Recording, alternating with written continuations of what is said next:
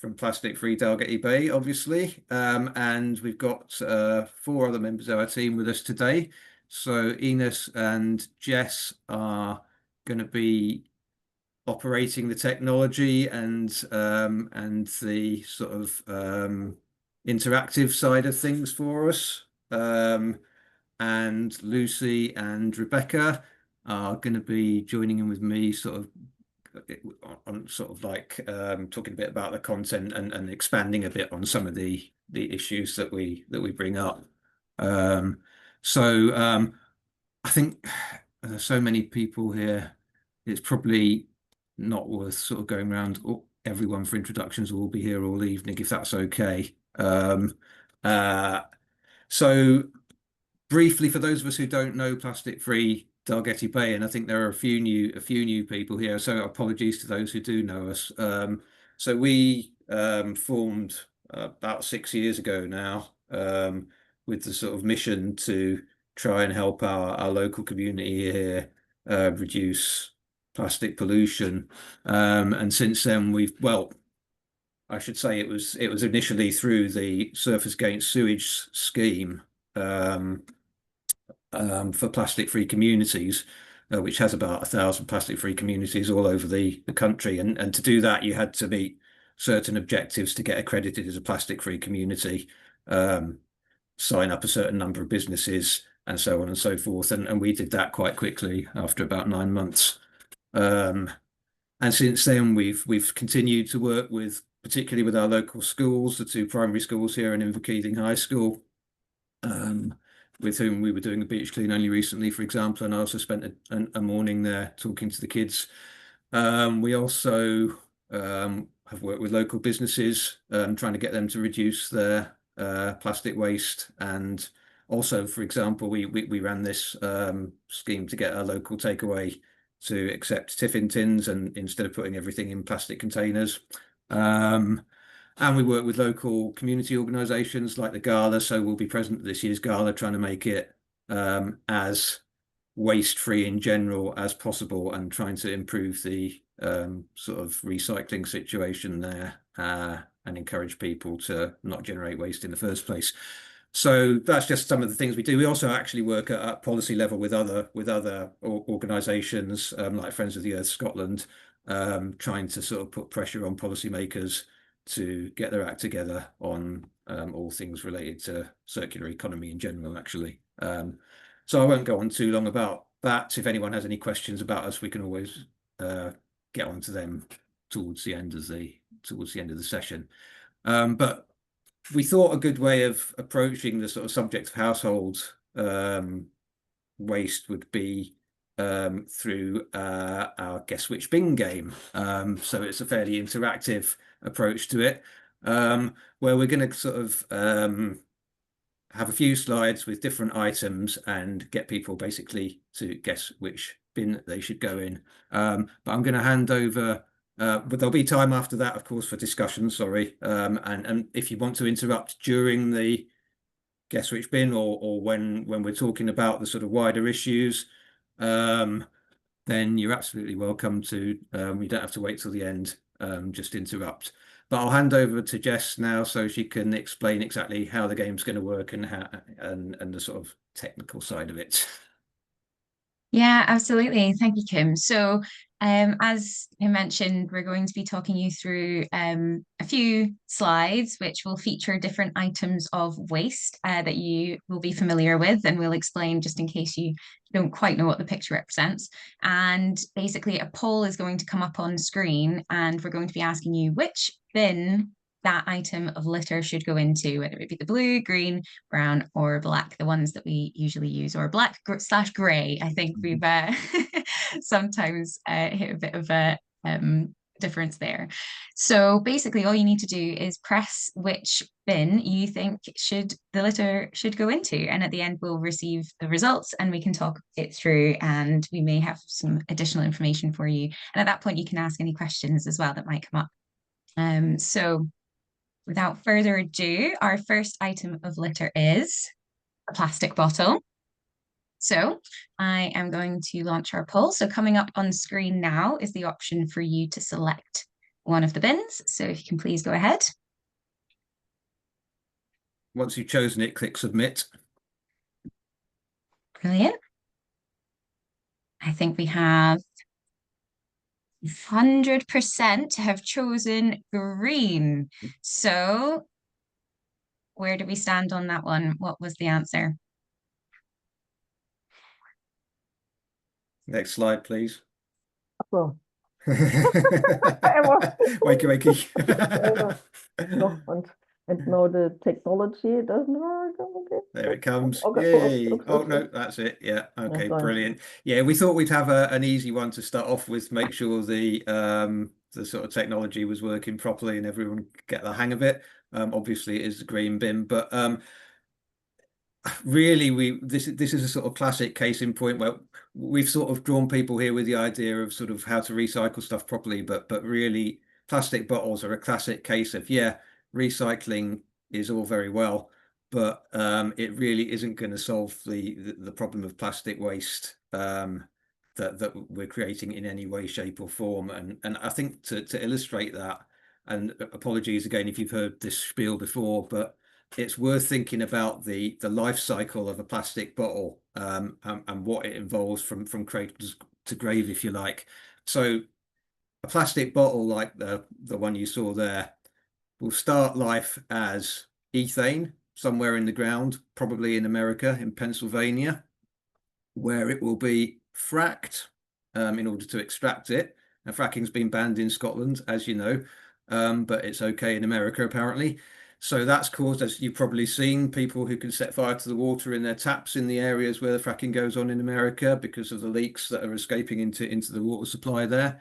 One negative effect on communities. The next negative effect is the pipeline that takes it from Pennsylvania to the coast, 200 miles or so, which has been built straight through the heart of various communities in America. Once it gets to the coast, it's put on huge super tankers that transport it across the Atlantic to somewhere like the Forth, where it will be taken, first of all, to the Fife ethylene plant at Mossmorran, where it will get converted from ethane into ethylene and then sent on to Grangemouth, where it will be converted into nurdles, i.e. little plastic pellets that everything, almost many plastic things, are made from. The next environmental impact, apart from all the industrial side of it, is that the nurdles, when they're loaded onto lorries for transport, they don't, or haven't historically, and continue not to, in fact, take proper precautions. So they get blown into the River Forth. All our beaches in the inner Forth are completely murdered with nurdles. North Queensferry counted 450,000 a few years ago. I don't even think that's that many, actually. There are places that are even worse. And that's causing huge impacts in terms of wildlife and so on. So this is still before the bottle has even got anywhere near a shop. Okay, so then eventually these nurdles will get made into plastic bottles filled with water. As we know, a bottle of water uses 3 times as much water as it contains just to produce it. So that's another environmental impact. Eventually it gets to the shop, somebody pays £1 or whatever for this bottle of water, which they could have got for free from their tap. And then after one use, it's chucked away. About 10, 12, whatever, maybe a little bit more percent of bottles get recycled. The rest end up either in the environment or in the bin somewhere, ending up in landfill or being incinerated. So all of that tremendous impact just to get something which could be got out of a tap, and recycling it is also going to involve emissions. It's also going to involve transport. If we really are serious about the environmental impacts of anything, any single-use plastics like this, I think the point is we need to find alternatives. In the case of these bottles, obviously refillable bottles are the solution. But that will depend on the item in question. So I know that's quite a long spiel, but it's just to get you thinking about the fact that recycling is really not necessarily the way forward to addressing the environmental impacts of these single-use plastics. Okay, we can move on to the next question then. On Jess. to the next one. So tin can may have just given away the answer there, but we will relaunch the poll. And again, please do choose the bin.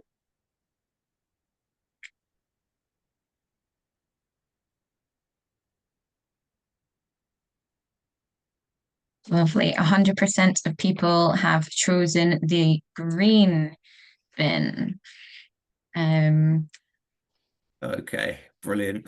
Again, it's another easy one to start with. Just really to make the point that cans obviously are far easier to recycle than plastic in general. And so they, if we're going to have single-use options, they are a better option as a rule.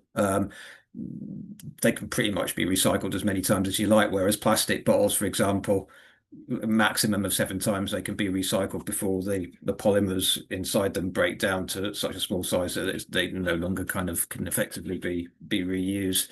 Who knows how you can keep a can of Coke or whatever fresh if you open it but only drink a little bit of it? Because that is one apparent drawback of cans compared to plastic bottles. Any You put a suggestions? teaspoon in the top, like you would a wine bottle or champagne. Oh, that's a good idea. I've never heard of that one, but yeah. I mean, any other ideas? No.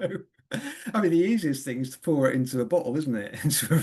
Into a reusable bottle, really. I mean, and it's just, ostensibly simple solutions like that maybe people need to start thinking about a bit more. You can buy all sorts of contraptions to put on them as well. I mean, if you go online, but again, that's part of the problem, isn't it? We always want to buy our way out of these things, and actually, that's just creating more stuff which we don't necessarily need. Okay, so let's go on to number 3 then. Number 3, right? We all know the drill by now. Which bin should this one go in? In Fife. In Fife. Oh, bit of a hint there.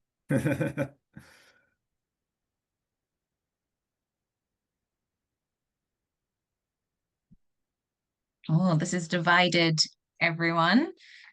So we have some selected the grey-black bin, the blue bin, and also the green bin. Okay. What would be the answer? Interesting. There is no competition, by the way. It's not a contest, and it doesn't matter if anyone gets anything wrong, if there is such a thing as wrong.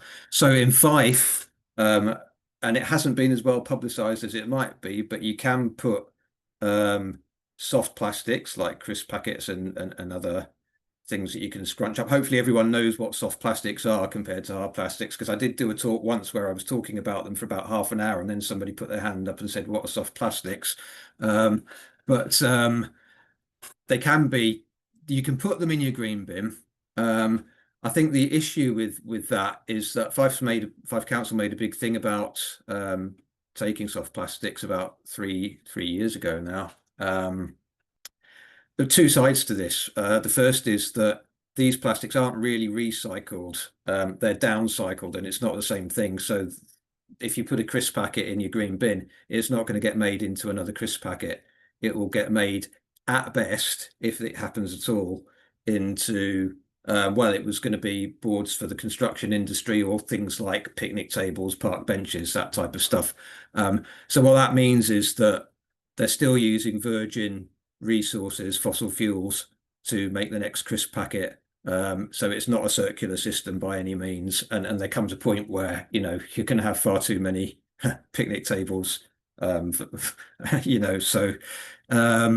so that's one side of it. And it's a distinction. I mean, we've been on at the council to get its terminology a bit clearer and but they don't want to. So they'll just talk about recycling when in fact what they're doing is downcycling.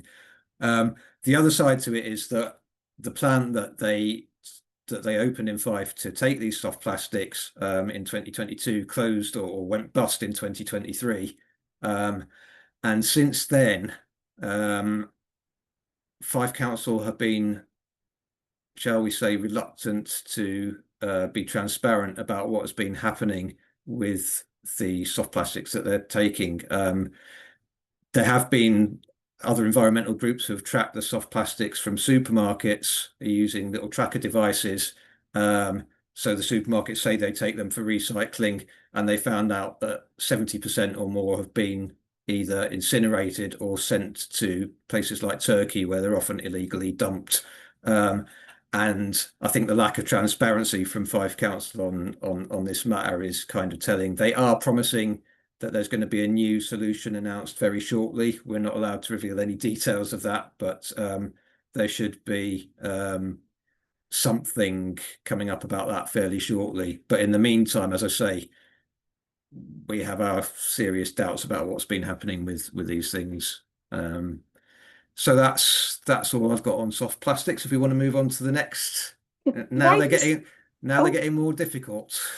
Oh, could I just ask? So currently, I take my plastics to the co-op in Dalgety Bay, Right. but I wasn't putting them in the green bin, and I'm just Okay. wondering what. Yeah, just based on what you're last saying, I'm not sure anything is different or there's a better option. Yeah. I'm not sure. I think going forward, listen to him. I think once this new system that Fife Council are introducing is up and running, if it's what they say it is, you would be better off putting them in the green bin, because Tesco was actually one of the two supermarkets that they did the tracking study on, and as I say, they found that 70% was actually not being recycled, to put it mildly. So yeah, it certainly sort of the green bin is probably the best option in Fife. Okay, thank you. Yeah, I just wonder as well, quite often the packaging says do not recycle at home, recycle at a local supermarket. And I just wonder if that is yeah, I suppose for Fife we're lucky in a way if they're at least willing to accept, and then obviously yeah, the discussion is what they're doing with it. But that's the problem with these labels, unfortunately, is that they're obviously not designed for whatever your specific local authority is doing. It's a general thing. So yeah, because Kim, can I say, because I used to put them in the green one, and then of course I heard about the plant not closing down, so then I didn't know what to do with them, and we still don't really have any, not yet. When are we going to get an answer from the council? Well, all we know, and I mean, I've spent a lot of time together with a couple of other people over the last few months trying to get a straight answer from Fife Council about what's been happening and what they're doing, and all we know is that within the next few weeks, and this was maybe like 2 weeks ago, they are planning to announce something. All right. The thing is that if their track record is anything to go by, they hide their light under a bushel with these things. If I mean, I don't think like there are still people who don't know you can put soft plastics in your green bin all over the place because they haven't changed the stickers. That's another thing. We asked them to change the stickers on the bins to update them to reflect the current situation, and they didn't do that, and they weren't interested. So the lack of sort of publicity about this type of thing. I mean, I may be wrong. Maybe this time there'll be a huge campaign and everyone will know about it. We'll wait and see. Okay. Yeah. thank you. Any more questions, or can we? I think there's a fun tip as well on how to reduce crisp packets in particular. I think Lucy, you had a good tip you mentioned the other day, which you might want to share. Yeah, what I do is I've got teenage boys and they love eating crisps. So what I do in the holidays is rather than buy lots of individual small packets, I buy one of the big sharing bags and then they just pour some into a bowl each day. So it's still single use, but it's a lot less plastic than if you were buying little packets, which are then in the big packet as well. So it's sometimes, fitting your lifestyle and doing, what's less plastic, but still keeping the boys fed as well. I love that. Definitely doing that myself. So moving on. So in this picture here, just to explain, this is most commonly known as Vegware as a really common brand. It's essentially bioplastics or plant-based plastics. Basically, these things have been brought out for single use and branded as a greener way to carry our food and drink and refreshments. So, which bin should this one go in?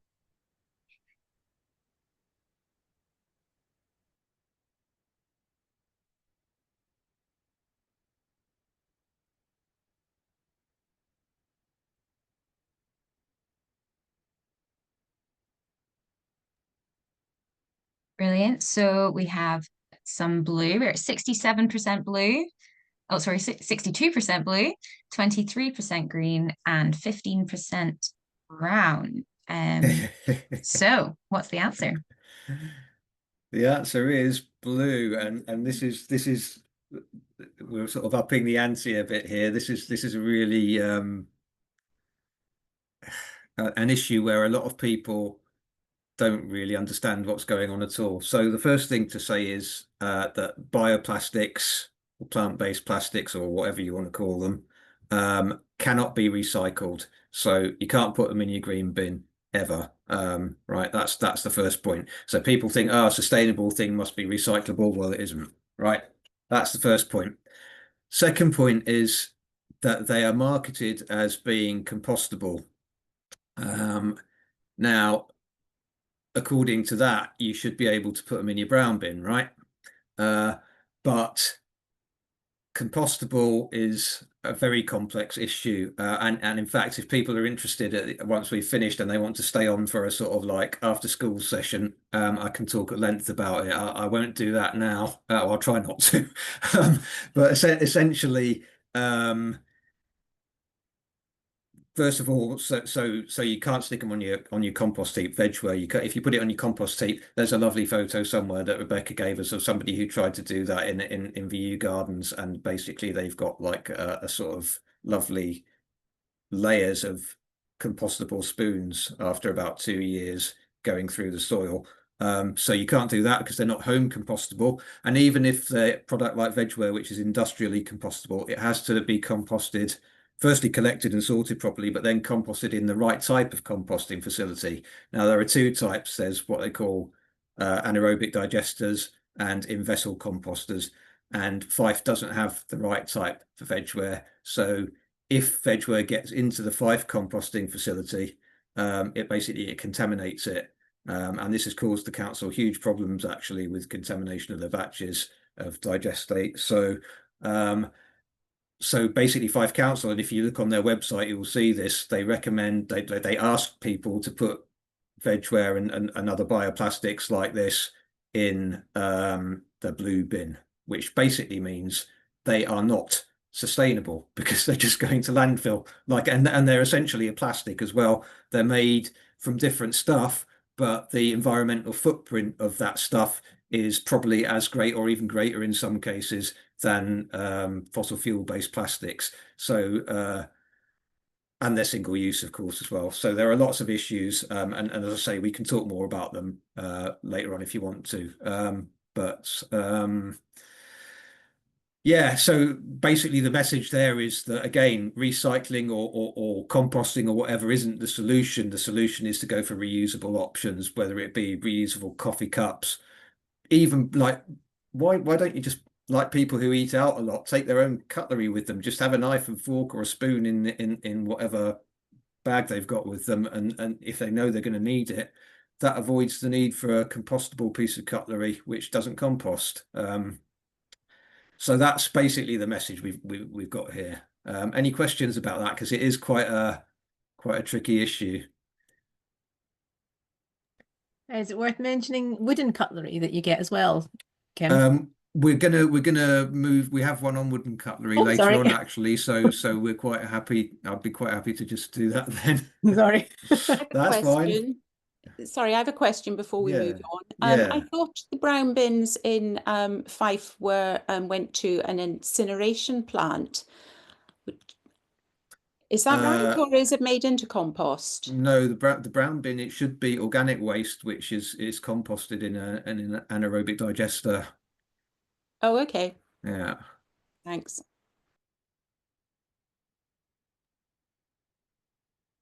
Anything else? Okay.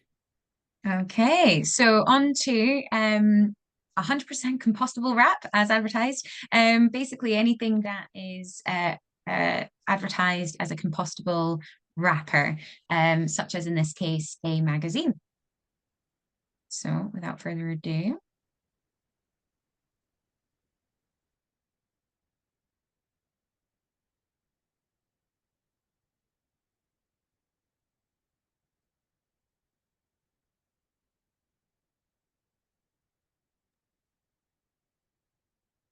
Excellent. We are almost 50-50 between blue and brown. Yeah. Yeah, I think and that illustrates the sort of vast amount of confusion there is regarding labeling and what you can do with these compostable thingies. So the reason I bring this in is to show the difference between vegware, which is industrially compostable but not home compostable, and these types of wrappers that you get on magazines, which in principle are home compostable, which means that if you're lucky enough to be one of the 30 or so % of people in the UK who have a garden that could have a compost heap in it, and you choose to have a compost heap in it, you could try putting these things on your compost heap. Interestingly though, UCL did a lot of research on this and field trials in real settings, and they found that 50% or more of the items that were certified compostable didn't compost after 2 years, didn't break down properly. So again, there's no regulation really. There's no sort of proper standards for this type of thing, and composting is a tricky business. It's, the conditions vary all over the country and in different compost heaps. So something that's been tested in the lab and compost in the lab won't necessarily compost in the real world. The other issue is that if you've got something like the one that we had there, which has got a load of printing all over it, that means that there are inks in it as well. And that means that if you are going to compost it at home, basically you can only use the compost for like decorative plants. You can't use it for food because there could well be chemicals leaking from the inks into the compost and getting into your food. So it's not as great as it sounds like. So you can try composting them, soaking them in water first might help, and you can. Again, it's not clear really. Fife Council isn't very clear on whether these things can go in the brown bin or not. Essentially, it's a bit random, and it depends. Like each one is made of something different, and so you can't really be sure. So again, it's probably best to put it in the blue bin. We're trying to get, and we've had some success with this, magazines that use these things still to change to something more sustainable. I had a lot of success writing to the British Trust for Ornithology to get them to do that. And a lot of magazines are now, they've either gone back to paper because they've realized this problem, or they're even just going wrapperless. So there are lots of various designs where you don't need a wrapper on it at all. And that we want that to become the norm. And we're actually starting a project which we hope to roll out so that everyone can participate eventually, where you can write not just to magazines actually, but to start off with magazines that you subscribe to get them to change. We've got all the information, and it would just be a case of adapting the letter to your own specific subscription, and then more widely we're looking to roll that out to write to other sort of excess packaging producers, if you like.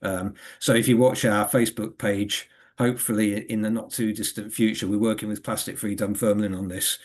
We should have sort of some more details about what to do. But in the meantime, if anyone's interested in doing that, if you get a magazine that's wrapped in this stuff, just email me plastic-free dalgety bay@gmail.com. And yeah, there you go. Thanks, Jess. and I've got a template letter that you can use to get cracking on that. I think as long as you produce evidence and suggest good alternatives, which we've been able to do in this case, then I've had pretty good responses from the people that I've written to. So it's one little thing that we can be doing.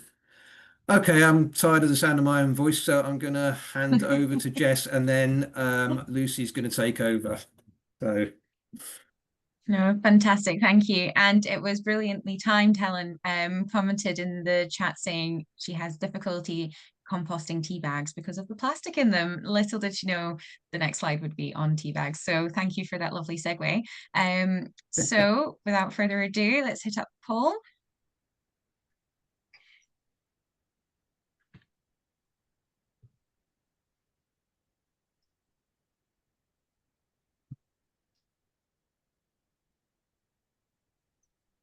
Interestingly, close tie between blue and brown.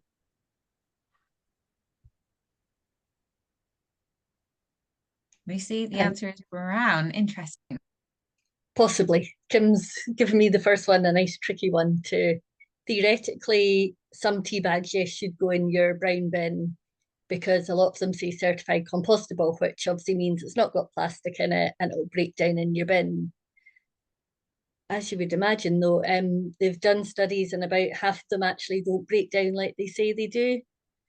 And a lot have chemicals on them, plastic in them. And if there's any of that in, then they are actually just about going into your landfill. So I don't think there's a definite answer to that one. The best solution obviously is just not to use them and buy loose leaf tea instead, and then you're getting rid of the bag. I think that a lot of it we kind of covered already. Yeah, I mean, if I could jump in there, Fife Council on their website, they do say you can put tea bags in your brown bin, but they don't distinguish between compostable tea bags and plastic tea bags, so that doesn't really make a lot of sense. Because if they're tea bags that contain plastic, you definitely can't put them in your brown bin. So just to bear that in mind. Bit of nuance there, but yeah, I do love a loose leaf, so that's the way forward. So on to the next one, which is a used pizza box, which is made of cardboard.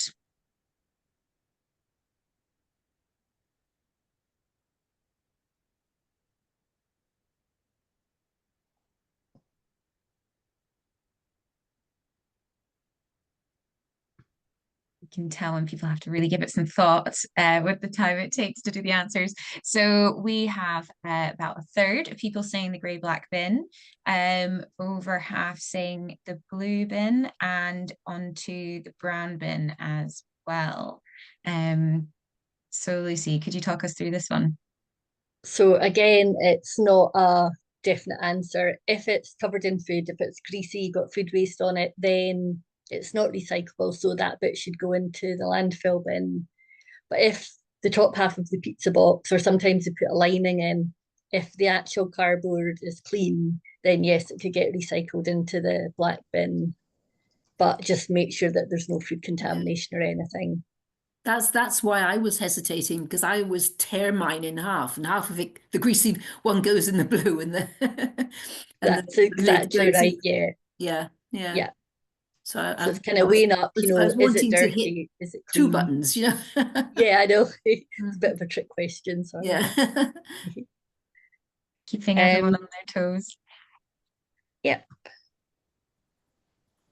Okay, so we mentioned earlier about another alternative to cutlery is the wooden option for when you're out and about. Where should that go? Oh, can't see it.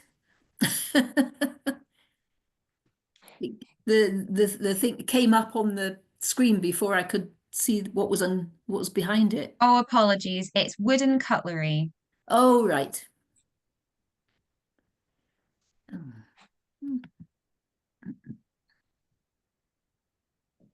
Okay, we are almost 50-50 between blue and brown.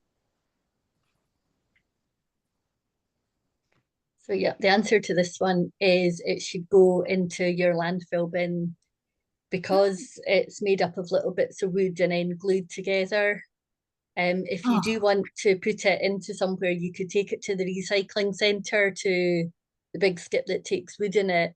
But actually, unfortunately, even if you could recycle it, is still single use, so it's not ideal anyway. And the bags, when you get your cutlery, it comes in a plastic bag anyway, so there's lots of plastic waste anyway.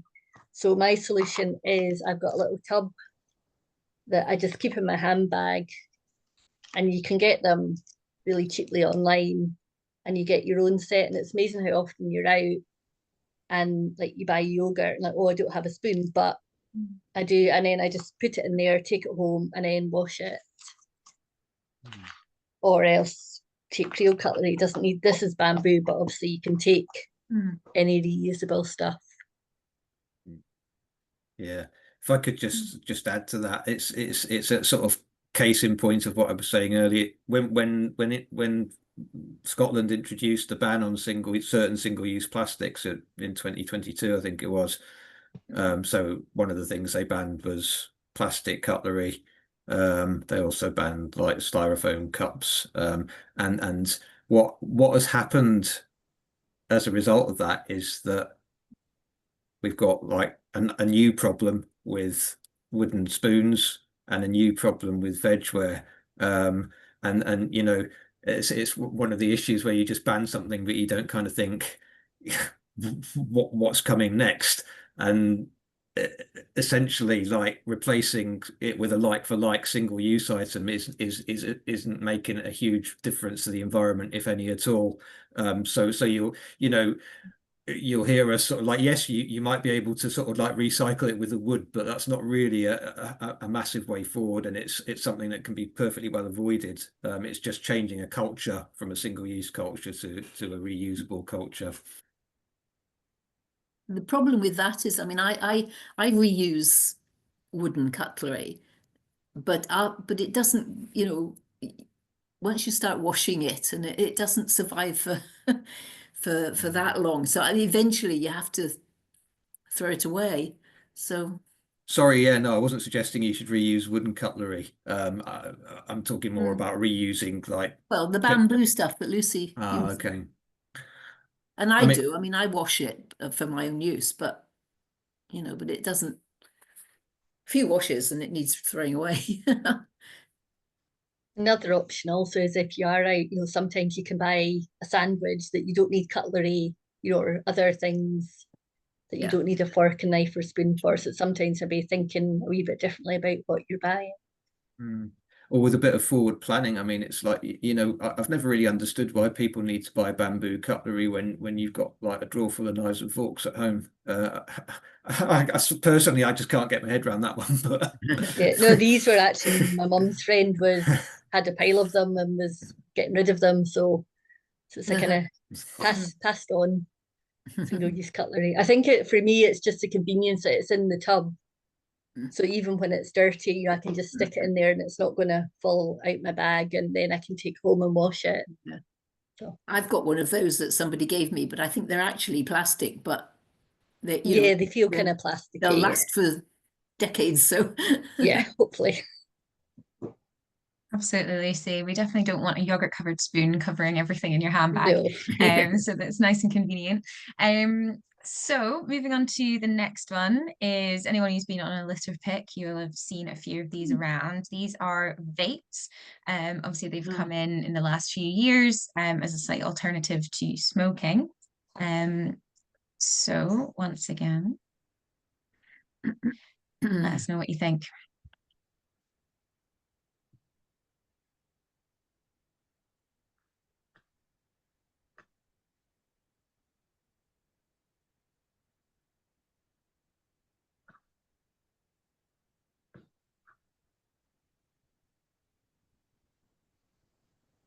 Hard thinking going on.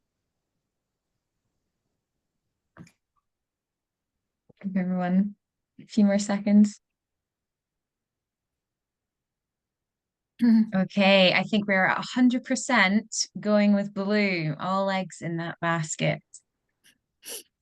And I think the reason there's probably some hesitation, maybe some people didn't answer, is quite correctly, it shouldn't be any of those bins. Because they've got a battery in them, batteries should never go in landfill, because then if they burst, they can start fires, and obviously environmentally, a burst battery is really bad. So what you should do with them is either take them to the recycling centre, and legally anywhere that sells batteries has to take them back. So even in Tesco at customer service, if you've got a disposable vapour, you find one in the ground, if you ask at customer service, they've got a bin that you can just pop it in. And as well as reducing the risk of fires, the other almost equally more so important is all the minerals that are in them. If you chuck it in the bin, that's never to be used again, but they're a finite resource. So we need to keep taking them in, reusing them, which obviously is easier if you're not using single-use items, but definitely take them to be recycled. I don't think it had occurred to me they even had batteries in them. I've never looked at one. So yeah, and that's why there's a big uptake, like fires in recycling centres now. So yeah. So if you do see them, please do pick them up and take them to any supermarket or place that sells vapes. Absolutely. Lovely. So we're now on to a ball of aluminium foil, a very common household item used for cooking.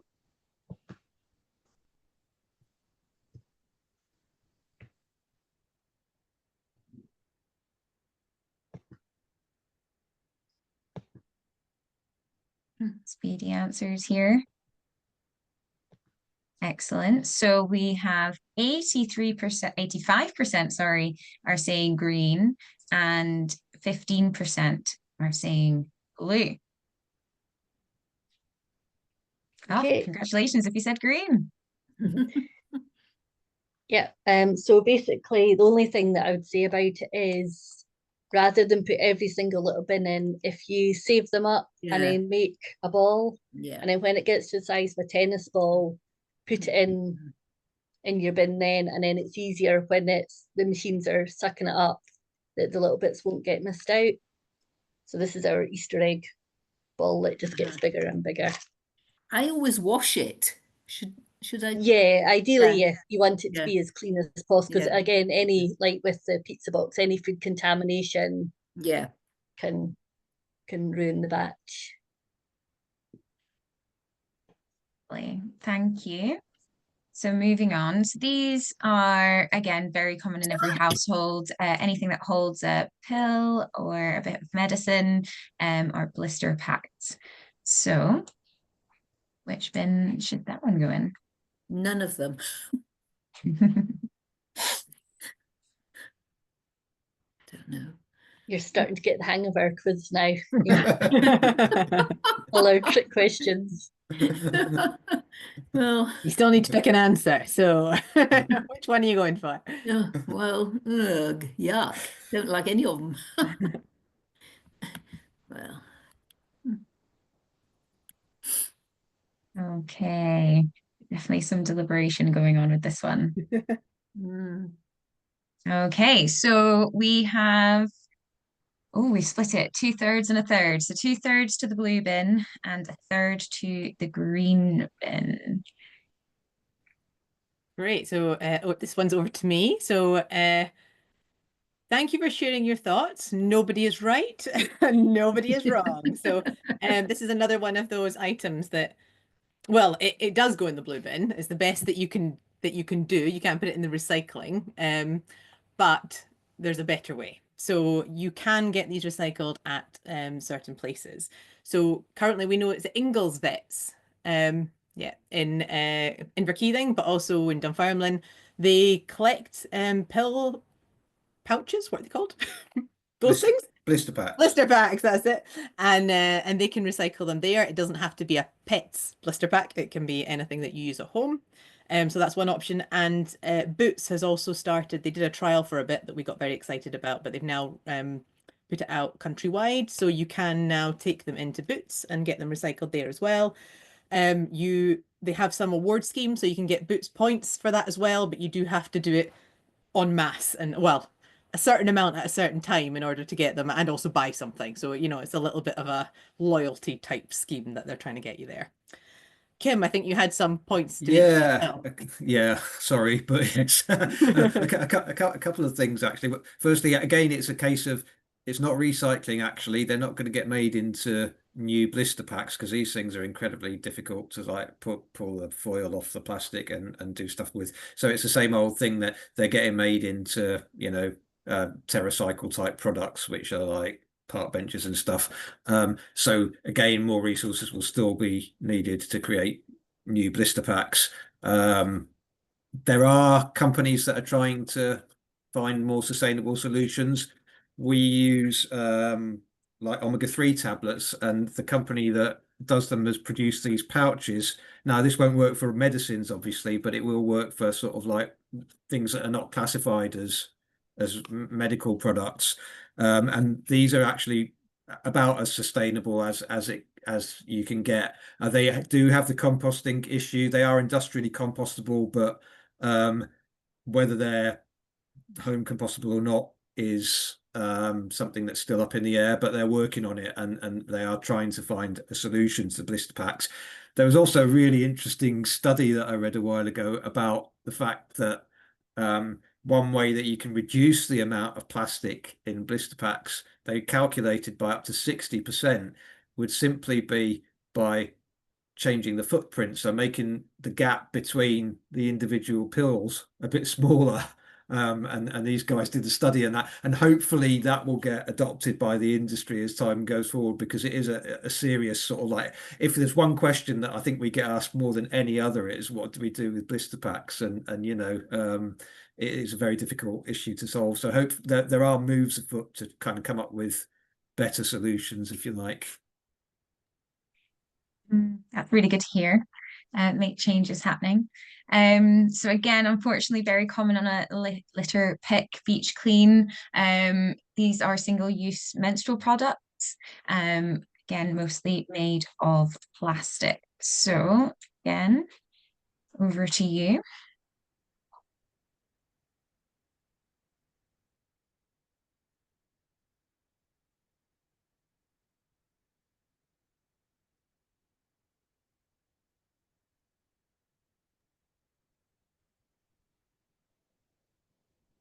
Okay, that seems to be everyone. So we have 83% saying blue and 17% saying green. Great, thank you. So these are and do look like plastic tampon applicators. Unfortunately, they cannot go in the green bin, even though they are plastic, because of the use that they have been used for. So no plastic applicators and other period products or wrappers can be put in the green recycling bin. They have to all go into the blue bin. There's obviously a bigger problem around period products in terms of they all contain plastic. A lot of them end up in the sea, a lot because they're not disposed of properly, so they often end up going down the toilet, blocking the toilet, coming out storm drains, ending up in the sea. We find them a lot at beach cleans. But even if they don't, they're just such a disposable product. You obviously use quite a lot during your cycle, so there are alternatives.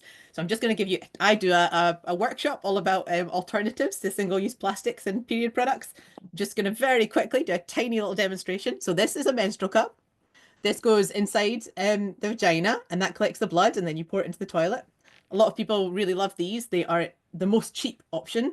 It costs maybe about £8 to get one of these, and they last about 5 years. So that would be your only expense for that for 5 years. You also get reusable pants, which I have a pair here. They look just like normal pants. You get all sorts of styles. Some of them are bigger, some are smaller.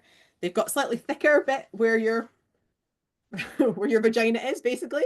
And that collects the blood, and you might need 1 or 2 of them during a day and then 1 overnight, so maybe 3 pairs over 24 hours, though obviously it varies on your flow.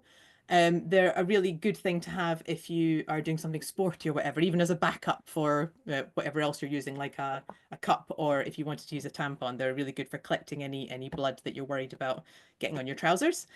And then you also get reusable sanitary towels, so you get different sizes. This is one that you would use for your period, maybe on a heavy day. And then this one is an example of one that's more like a panty liner type style, or for lighter days. So you get, there's lots of options. This is Hey Girls branding, which is very bright, but they basically go around the gusset of the pants. They secure with these little studs, and they can last probably about 4 hours, depending on how heavy your flow is. And then you take them off and wash them. They also wrap up very nicely. You can connect them up with a stud and put them in your bag. Nobody really knows what that is, and it holds in the blood really well. So and all of these things are really easy to wash as well. So you just rinse them out in the sink, or you can put them on rinse wash in your washing machine and then just wash them with on a normal cycle. And you can just dry them on the radiator. Don't tumble dry them. So they are a really good alternative for anybody that's looking for something a bit different around period products. If you want to talk to me about that more, I clearly can talk a lot about it. So let me know. Oh, so interesting. It's so good to have a range as well of options, something to suit everyone. Oh, and I should also say that Fife Council are getting more in. So very shortly, there will be some available for free for people to get from lots of drop-off locations. So yeah, I'm sure we'll promote it a lot on the Facebook page when it's available. Fantastic. Thank you. And yep, so moving on, I think we have 3 left to put you to the test, as it were, or lots of learning going on, I'm sure. This one is bubble wrap. Not quite sure what it's wrapping, but just if you can focus on the thing that's not being wrapped, the bubble wrap itself, something I'm sure we've all used, moving house, etc., through the years. And I think in the chat, we have had conversations about trying to ask companies to reduce their plastic packaging too, which is really lovely and topical. So where are we at? We have 83% are saying green and 17% are saying blue. Great. So most of you are right. The answer is green. It can go in the green recycling bin. But as much as possible, we'd encourage you not to throw it away, to reuse it, and also to try and challenge companies that use it by default. There are some companies that are very bad for sending out loads of bubble wrap with everything. And there are now plenty of sustainable alternatives out there. So if you get it, try and reuse it. Absolutely. And moving on, fruit wrappers, getting a bunch of oranges or lemons in the shop. Where would we put that wrapper?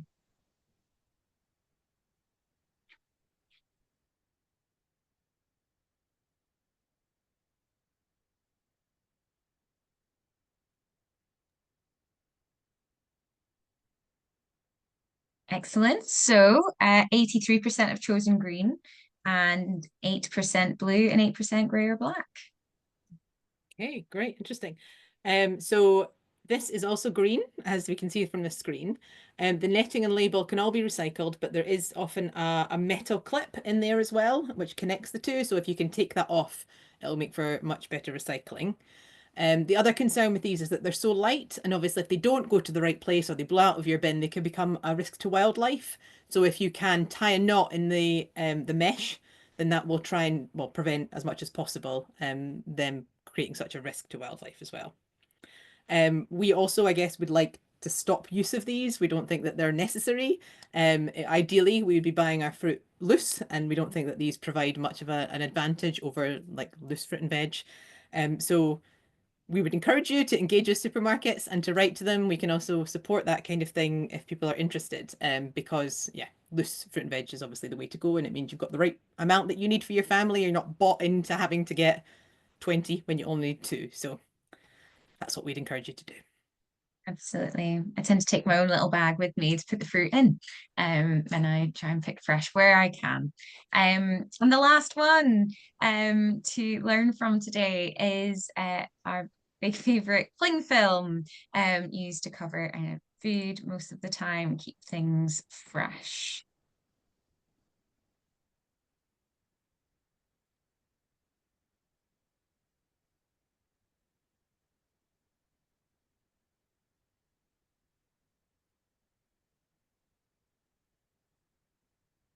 But deliberation, this is definitely splitting the group. So we have 58% choosing green and 42% choosing blue. Great. So the answer for this one is green. So this is one of the soft plastics things that often trips people up, because for so long we couldn't recycle this stuff. But both film lids and also cellophane can go in the green bin, but it should be washed if it's very dirty. So do try and take off any food residue. Just another thing to note is that cling film contains PVC, which is toxic, and so there are health concerns about its transfer to food. So it is best to avoid it. There are plenty of other options for putting on top of open food packages. You could use a Tupperware container, obviously. You could put a plate on top. You could use beeswax wraps if you've got them. Even foil that we talked about earlier is better because it just can be recycled, and it's not as toxic.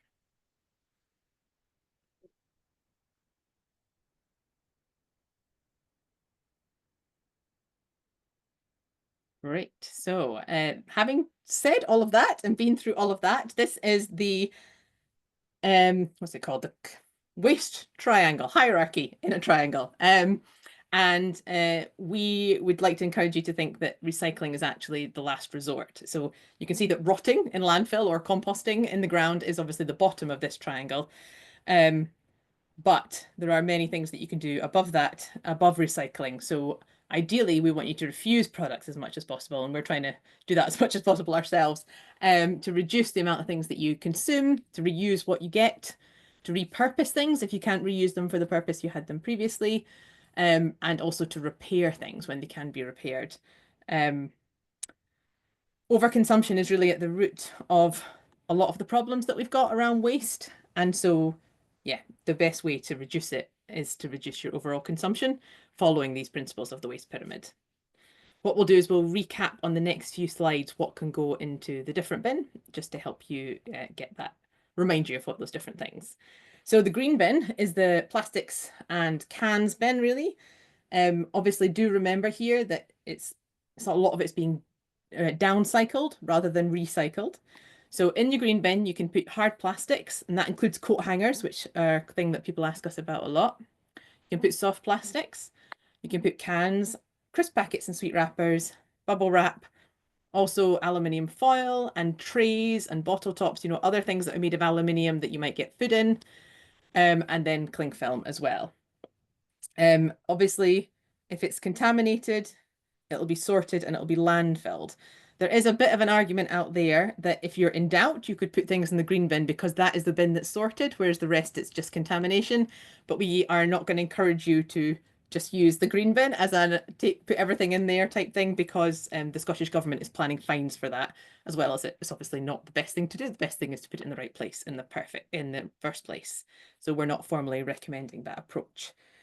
Somebody said that fix-its are brilliant for broken plastic. I can't remember who it was that. Has somebody got a story about fix-its? Yeah, it's a thing. It's a thing Helen discovered, actually. Helen, do you want to tell people about it?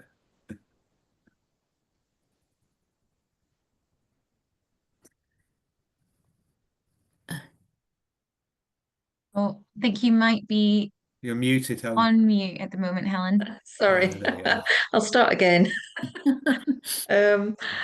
Fix-its were, this was something that I bought to mend things like we've got a laundry basket which is made of plastic, and the handles have sort of cracked.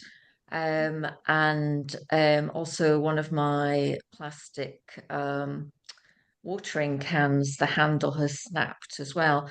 And these fix-it things are like you buy like 3 like little bars of plastic. You put them in some hot water and they soften. And then you take the softened plastic and you mold it around whatever it is that you want to fix. and it hardens really quickly. That's the only tricky bit about it. It hardens in about 10 seconds. So you kind of like scrabbling about to get it, to get it in place and the right shape and everything. But they do work. So I fixed my laundry basket and I fixed my watering can. And the good thing about it is that if you decide, I don't know, if you decide you want to reuse them on something else, you can just warm them with a hairdryer and they will soften again, and you can take them off and use them on something else. So you know, they're and apparently they're non-toxic, etc., etc. So they've been a great find. So I just got them where online. did you find them, Helen? I read about them somewhere, and I found them online. I haven't seen them for sale anywhere, Right. but they were easy to get online. Mm-hmm. I think Zora just put the link in the chat for anyone who's interested. Yeah, great. Mm-hmm. That's good. Yeah. Yeah. Someone mentioned before we go on, sorry, about coat hangers, but some of the plastic ones still have the metal hook at the top, so you need to somehow separate. I assume Fife Council say they're happy to take them, so I presume that'll be done at the recycling facility. Oh, right, okay. I wish I'd known. I just recently ended up throwing a load in the blue bin. Shucks. I tried to give them to Bernardo's. They didn't want them. Some of the supermarkets, I know Asda, they take their own ones back, but I don't know whether they reuse them or dispose of them themselves. But a lot of the places that sell them do take them back. Yeah. Never mind, I'll know next time. Great. So shall we move on to the brown bin? So the brown bin, I think most of these questions you did get right. So is for food waste, for garden waste, and for compostable tea bags, which are accepted by Fife Council, and also for coffee grounds. Obviously, food waste is actually a really big problem, and not in terms of plastic, but in terms of carbon dioxide emissions. So we would encourage you also to reduce your food waste as much as possible. There's a good app called Olio, which allows people to access food that has been basically would otherwise go to waste. And we've got some members of the group that currently, or used to at least, give out Olio stuff. So they collect it from supermarkets and then they distribute it from their houses, and you can choose what items you get. So it's a really good thing to look up. It's OLIO. But obviously there's also the reduced section in the supermarket and that kind of thing. You know, if you're taking something that would otherwise go to the waste at the end of the shift, then it's a really good way of using up something, and maybe you'll have something a bit more interesting for your dinner. I always think when I get something from the reduced section that I'm trying something a little bit different to usual. Just to say as well, Olio, as well as food waste, you can also, if you're clearing out anything out your house, then you can post it, and then someone else, if they're interested, like my mum's clearing out her kitchen, so I've just listed like pots and pans and baking molds and all sorts of things, and then people just request them. And you can also sell things if you want, or you can give things away for free. So it's quite a good app all round. And Jess has put the link to the app in the chat if anybody wants to open it and look at it later. Great. So the grey bin is paper and cardboard. And so that means clean paper. It doesn't mean print free. It just means not covered in fat from food and that kind of thing. Clean cardboard. Envelopes with windows are fine. And train tickets. In Fife, at least, we have confirmation that you can put train tickets in the grey bin. I think it's actually Scotland wide, actually. Oh, right, okay. For the train tickets, ScotRail have said. Okay. And that's something people don't know. I certainly had realised, you know, because you get the message that if there's all the printing on it and and certainly, you know, some of these sort of magnetic things that you can't. Yeah, and that's what we thought, but we found out otherwise. So that was interesting to find out. Yes, they're not very good at telling you, are they? I mean, I know with train tickets, what they try to do now is encourage you to either buy the reusable card, well, it's free to get, but the reusable smart card, or else nowadays you can just do it on your phone and then there's no paper involved. Yeah. So the things you can't put in your grey bin that you might otherwise think you might is foods contaminated cardboard and not padded envelopes. So they should go in the blue bin, but you can sometimes separate these materials, and it depends on how it's made. But if you can get the bubble wrap and the cardboard separate from each other properly, then you can obviously put them away in the two separate bins. And again, we'd also encourage you, if the envelope's still in good condition, just stick a piece of paper over it and then reuse it again. Reuse before you and again. Or, definitely. And then the blue bin. So the blue bin is, I guess, the catch-all for everything that cannot be recycled. So the best way to reduce what's in your blue bin is by reducing what you consume, but particularly these kind of items which are just not easily recyclable. So polystyrene is one that most people probably are aware of. Nappies, I have a baby and we use reusables a lot of the time, but nappies is one of the big things that really fills up bins. So they're a key thing to try and tackle if possible. Sellotape, particularly around Christmas time, you end up taking a lot of sellotape off presents. So paper tape is a solution for that, and then it could be recycled. We talked about vegware, bioplastics, and plant-based plastics. So they all need to go in the blue bin. Compostable wrappers, as discussed, or you can try it on your home compost heap.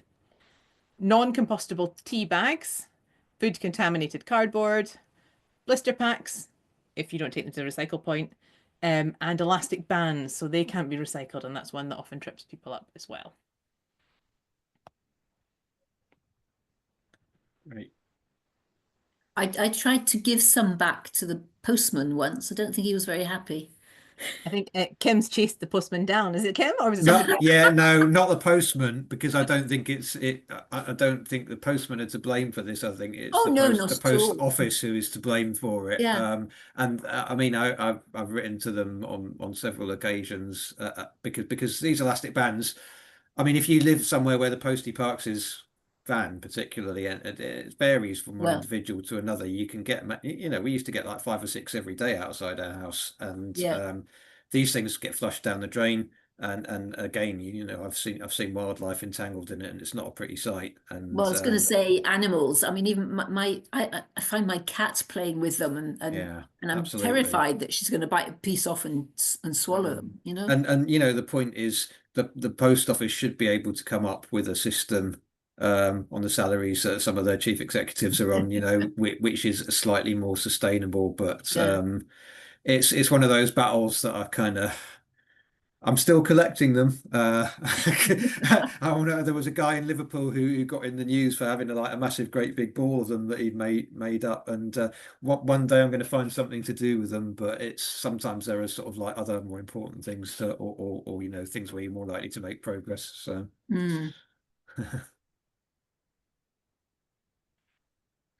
Right, so I'm just going to quickly go into just a little bit because we've kind of mentioned it already. But on packaging, there's all the different labels, the different symbols, and I always thought if it had the green dot label with the arrows on it, that meant that it was recyclable. But actually, what that means is the company has paid money towards recycling in general. It doesn't mean that that product is recyclable in any way, shape, or form. And similar with the Mobius loop underneath it, it means that it's possible to be recycled, but it doesn't mean that where you are, it can be recycled. And as you know, every area has different, every local authority does different things. So basically, for Fife, look at the council website, the A to Z, and it'll tell you what they accept in recycling and what you put in landfill. And the next slide are the kind of most common symbols that you see on packets, you know, recycle, don't recycle. But someone pointed out earlier, a lot of the soft plastic says on it, recycle it, curbside only, do not put it in your plastic bin. But in Fife, we are able to. So basically take the symbols with a pinch of salt and look at what's specific to Fife. Great, thanks, Lucy. That's kind of there's so much to get through when you get into this subject that it's like, you know, we probably had to pare it down a bit, but that's sort of like we thought some of the more tricky things that we could think of, and we also sort of asked people before this event for their sort of problems. So now we'd like to open it up and see what other things, you know, that cause people issues, or anything else you'd like to sort of ask us about, really. I think actually a lot of my questions have been answered by that. It's been really useful. That's great. That's good. Are there any other items that we've missed out that people never know what to do with? We had a question about Tetra Paks. Yes. Yeah, I mean, in principle, you can put them in. Well, not in principle, you can put them in your green bin. And they do have a coating.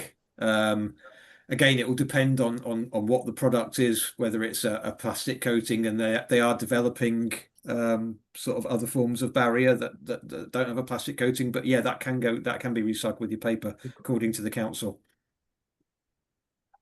Yeah. I have a quick question. Sorry. Yes. Yeah, Jaya. So I was mentioning about IKEA and how the plastic packaging over the IKEA doesn't necessarily protect the object or the piece of furniture. Like I had packed shelves and they sent me about 4 shelves that were damaged, and I've now got these shelves sitting and I actually don't know what to do with them because it's like half wood and then it's got that melamine covering on it. Yeah. So you mean what to do with where you would recycle that, because it's yeah. I mean, I think you can take items like that to the wood recycling at the recycling centre. So they've got a skip for recycling wood, and I don't know specifically on that whether they will like be able to separate the melamine, but I mean, like if you can take, I'm assuming they do have techniques for that, because if you can take sort of like the wooden cutlery, which is basically got loads of solvents in it, and other sort of like chipboard and stuff like that, then I imagine they probably won't make it into, it's not going to be like virgin wood that comes out of it, but they'll probably make it into some sort of chipboard where it's okay, I would think. Yeah. Okay. Cool. Best thing to do is when you go up there, ask the little man, and you won't always get the same answer depending on who's there. Actually, we found that with vapes. It's like depending on who you ask, it goes with the batteries or small electricals, but it should go with the batteries. But yeah, yeah. So, Ori, you got your hand up. Yeah, it was great. Thank you so much. I definitely learned new things. Oh, well, that's amazing. There are 2 things that I've been putting in the brown bin and I'm having doubts. One is with the bamboo toothbrush, I break off the bit with the bristles. I put that in the blue bin, and then the wooden bit I put in the brown bin, and I'm unsure if that's I okay. actually had a bamboo toothbrush and I put it in my home compost. What do you think? And then it was in there for a while, and then I put it into the veg bed, and I recently moved it and it's completely intact. It's not broken down at all. But whether it was, something that claimed to be bamboo that wasn't, but see, it didn't, like, you could give it a wee wash and it would look like a brand new toothbrush again. I think it's one of those ones where it's going to depend on how the product has been made. Essentially, is it 100% bamboo with no sort of coating on it or anything like that? If it is, then it presumably it go in the brown bin, because that'll be industrially composted. But I have my doubts whether that's gonna, if I'm honest, like in an anaerobic digester, I don't see that breaking down terribly easily, but I may be wrong. I mean, it's probably one, I'm going to get a list of things to ask Fife Council about. Obviously, you're in Glasgow, so it's there might be different rules there, but I'm gonna put that on there, and we'll get back to you on it to see what they have to say on the subject. Okay. I suspect they'll say put it in with the wood recycling, but I'll check with them. Because I think it's good to ask the council these questions, because there's a lot that's not present in the information they give, and it's good to sort of like keep on at them. Yeah, there was another one. Yes, Sura. The other thing I'm unsure of is that we collect organic into these thin brown bags that we get with vegetable deliveries. Can that paper go into the brown bin? It's quite thin. Are you talking about paper bags here? Like thin paper bags. We get like vegetables in from a farm. And why wouldn't you put? I collect the organic in it and put it in the brown bin. Why wouldn't you put it in? Yeah, but why wouldn't you put it in with your paper recycling? Well, because I collect the organic in that. Oh, I see. Right. So instead, okay. So you're talking about in you have like a caddy for recycling food waste, right, and you put it in these brown paper bags. Yeah, I think that should be fine. But I mean, our top tip for food caddies is why do you need a bag in them of any sort? You know, Well, I they don't used to. actually have a food caddy, and we were using, because we didn't get on with the rental place, and we were using an ice cream tub for a while, but it just got so bad after like a year or so that we retired it and we started using these paper bags. Yeah, I mean, should be fine in your brown bin, I think. But general principle with those things, you know, they sort of have these kind of what do you call it? I can't think of the word, sort of maize-based, cornstarch-based bags that they put. I mean, complete waste of time if you have a brown food caddy, which people in Fife should do. You just wash it out once you've emptied it. So, you know, the idea that you need to put it in a bag is, again, it's just a waste of resources. You could just tip it into your brown bin and then wash it out and start again. I That's what just we've put been one doing. little bit of paper in the bottom of my compost bin because I find otherwise everything sticks to the bottom. Yeah, I And just so scrape when it I out with tip my it out, hands. then that bit, so that, like, I use it for something else and then use that next time to line the bin. So it just makes it a wee bit easier to get the bulk of the bin clean and then wash it out and reuse it. Because I mean, those cornstarch bags are disgusting anyway after a while. Like, you know, when you pick them out, they're horrible anyway. I mean, so Jennifer's got a question. Hi, there's two of us here and we each have a question. Oh, Mine's rightio. about this, oh, can I get it in focus? Can't really. The non-stick grease-proof and baking paper that you get. And I'm kind of suspicious that it's going to have a nasty coating on it. So I don't even think I want to be, if it does, I don't even think I want to be cooking with it. But in terms of recycling, I'm assuming that goes in a blue bin. So, okay, non-stick. I'm going to write that one down as well, unless anyone has a good answer for that, because we use a sort of a brand, the name of which I've completely forgotten. Helen might be able to help me out here, which is a sort of a sustainable brand, which doesn't have any nasty coatings on it or anything like that. It's called If You Care. Yeah. You can also get reusable silicone, like just quite flexible, that you can line your baking tins with as well.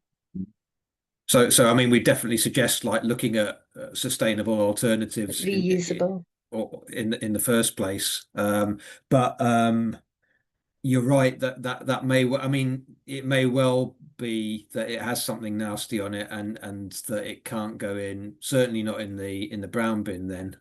Is that what would you do with it at the moment? I put it in the landfill, the blue bin. Yeah, I'll add that. It's baking paper, isn't it, really? That's what you call it. I'll add that to the list to ask Fife Council about and double check with them. Thank you. Okay.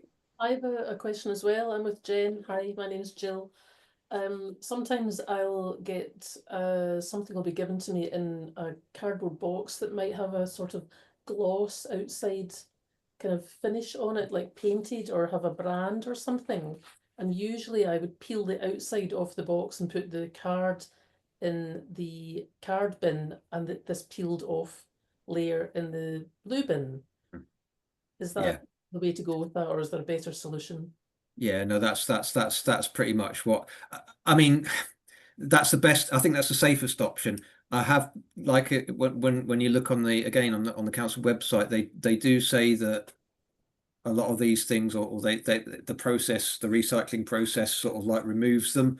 But obviously some things are easier to remove than others. And I think when it comes to it at a recycling facility, they'll quite happily like sort something for landfill if it doesn't kind of, you know, quite easily separate, if you see what I mean. So then it'll probably just go to landfill anyway, the whole thing. So yeah, if you can peel it off, that's definitely the best way to go.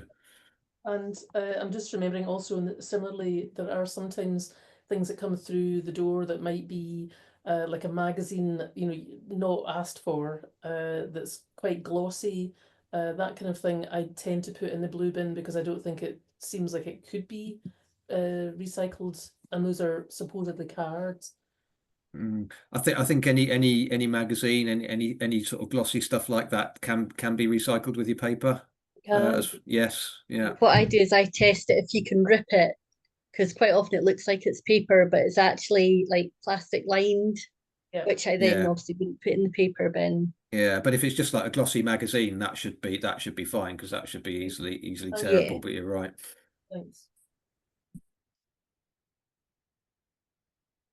I can't. The problem I've got here is that I can't see everybody, or if there are any more questions. There don't seem to be. There's no other hands up. Yeah.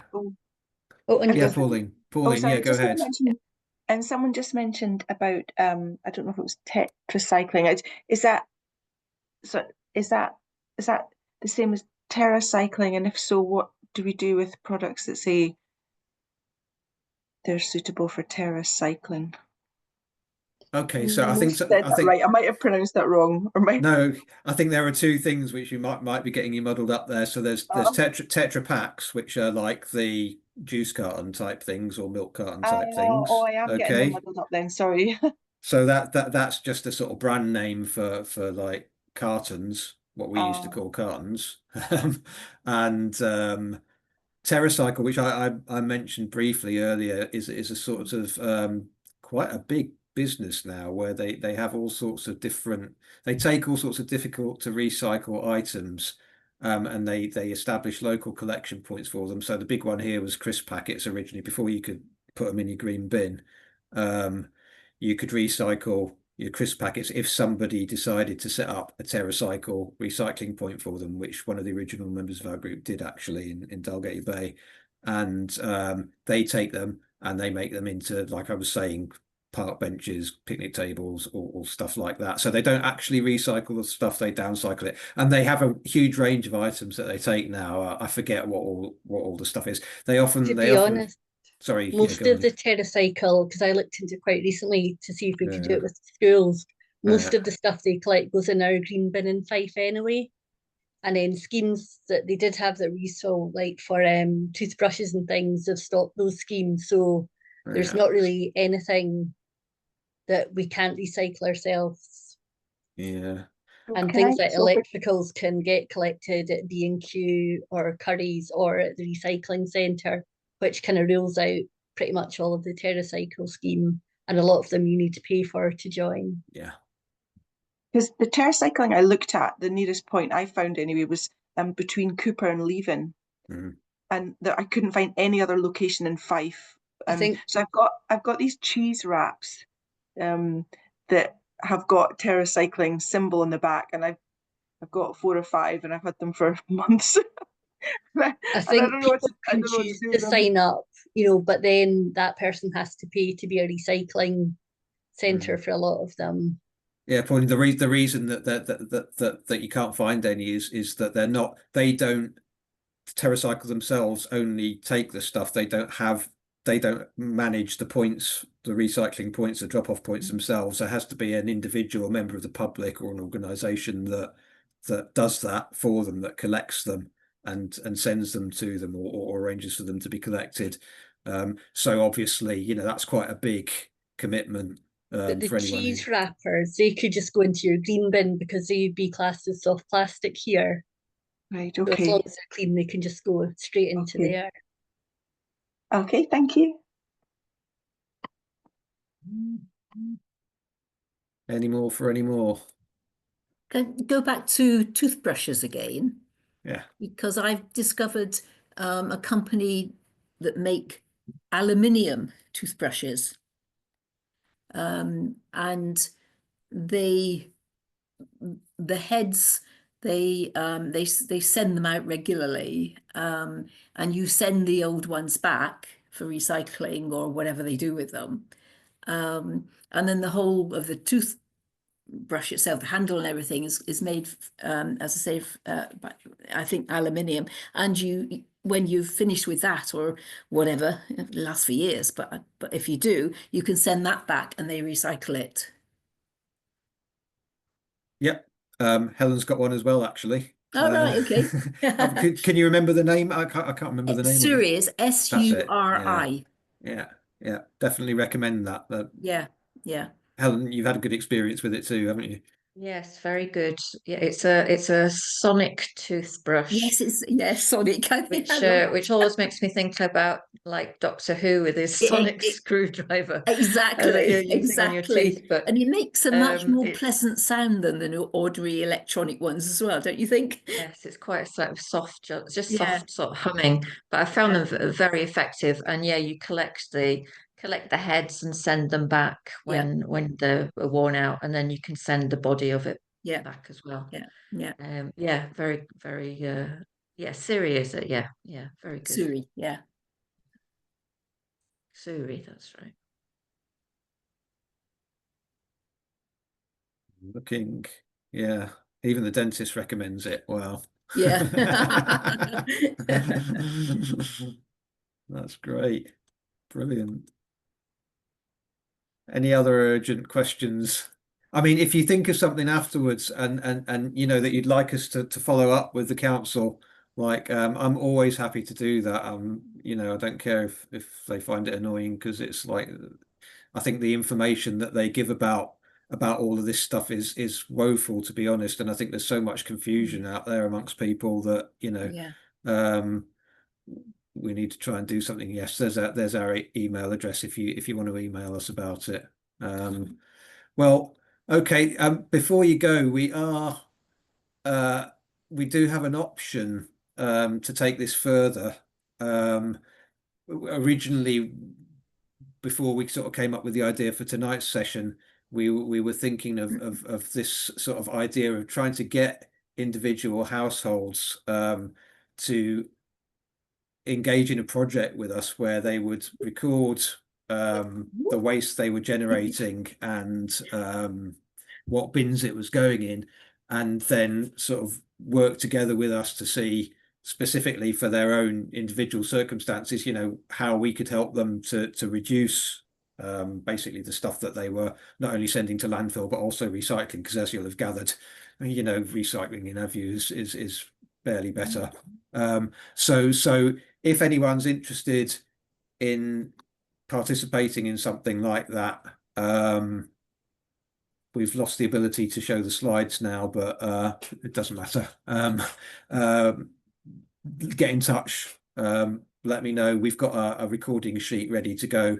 We realise it's quite a big sort of undertaking, but you know, it's not there's no time scale on it or anything like that. It's simply an idea of how we can sort of like, we can contribute to helping people to cut their household waste more effectively. So if anyone's interested in that, please do get in touch. And I think that's pretty much all from us.